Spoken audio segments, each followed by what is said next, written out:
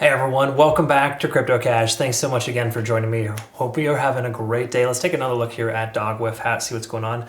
I got some larger time fib levels here just to give us perspective on key level resistances on obviously the macro.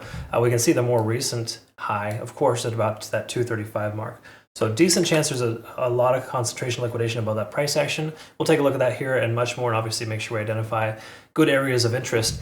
Speaking of areas of interest, I've been posting trade alerts here for my community. It's been really awesome, good feedback. Thank you so much. I'm probably going to bring this to the general public here soon, but what we're looking at here is just kind of some detailed analysis on every time I analyze a coin. I kind of give you my feedback on what I think is going to happen next. So it's cool stuff there, kind of like a little baby signal or essentially a segue into the signals I generally take.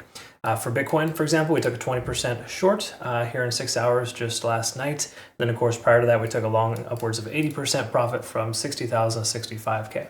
So it's been pretty solid to be able to trade Bitcoin itself. But when it comes to altcoins, we got to just kind of recognize that there is some important things to note before you take trades right now. Again, most altcoins are overextended. They're due for a correction, likely trying to catch those corrective behaviors, right? Those corrective patterns. So let's take a look here. Does WIF have that? Okay. Take a look. First, last 7 days, we see a lot of liquidation on the downside. 140, 120 is the heavy concentration. Keep in mind, there's a very low probability we're going to see that, considering how much, how low the price action was before that. We pretty much double bottomed from there. Okay. Take a look here, though. Again, we can kind of see that 1.6 billion in the center of that concentration, just under 1.5. So the price does come down to 1.5. I'd be worried. Again, the price action will probably sweep that lower level liquidation before it comes back up. The same thing will probably happen here at 2.5 as well. Again, that's more recent high. And we can see there's roughly 1.3, 1.4, 1.4 billion. That's roughly about $5 billion worth of liquidation there at that $2.50 mark. Okay, so again, the price comes up to this level. Good chance we're going to see a short squeeze, the price shoot up there to go ahead and take out some of those late and early shorts. Okay, so again, if you're an early short and you're in profit right now, what the hell are you doing? Why are you holding profit for 16 days? It makes no sense to me as far as why people do that. Again, it just happens, and it's a crazy phenomenon in trading. Okay, so daily time frame here, we're above the 20-day SMA. That's awesome. We are still below the 50 and the 100 though. We're also below a key amount of resistance here based on the volume profile, which is basically that point of control at $2.80. But we do have a lot of volume just below the price action too at 168. So there's a distinct probability that the price action where it's at right now is going to stay and go higher because we have a lot of support below us and we've been adding to that level.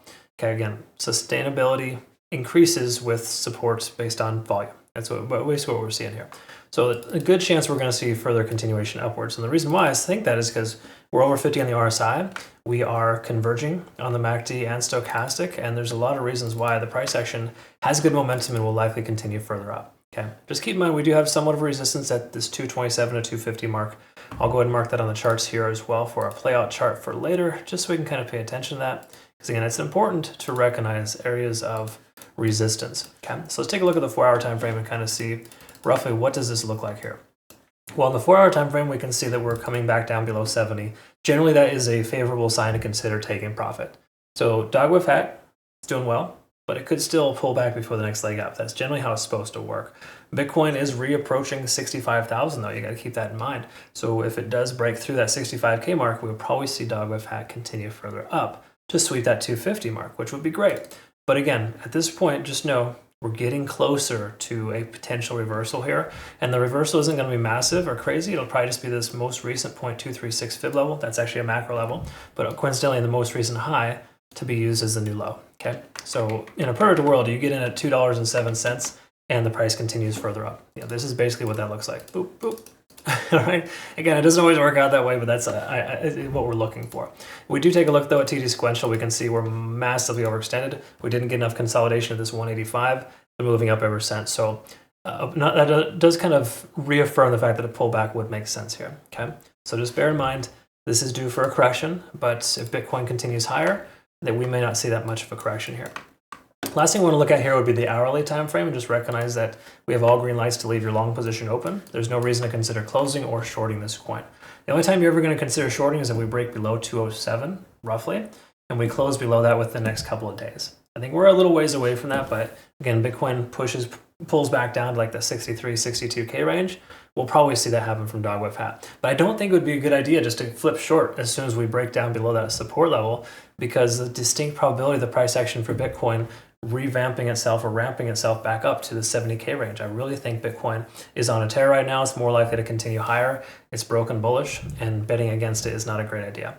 Even though I know it sounds contradictory, we shorted Bitcoin last night. That was a quick in and out though. The whole goal is to kind of short down to about the 63 to 61.5K range, which is where that support level's at. And at this point right now, Bitcoin's proven to hold very strong in that range between 0.5, 0.382, which is, again, this little range here between 62.7 and 65K. Okay, so again, solid, normal stuff there, but when we take a look at Dog WIF Hat, it's here to stay in all actuality, but just keep in mind if it does pull back 207, good solid entry there. And there's other potential reasons for this, but I think 250 is more likely to be swept here soon to get that upper level of liquidity before the price action pulls way back. I don't think it's going to pull way back, but just generally speaking, that's generally what we're looking at there. So I'll post our playout chart here on our Twitter, Telegram, and Discord. If you're not familiar with that, that's available for you there. Again, if you want to be part of our community, CryptoCache.tech is a site link down below. I would at the very least recommend you check out this exchange if you're looking for a new one. No KYC or VPN required. Awesome rewards. Use my link to register. And Bitunix is a phenomenal exchange. We've used them for almost a year now, and they've been very consistent, very good at improving on everything and just making a better trading experience. Check them out. Hope you have a great rest of your day, though, folks. We'll see you in the next one. Have a good one. Thanks again for your time. Take care.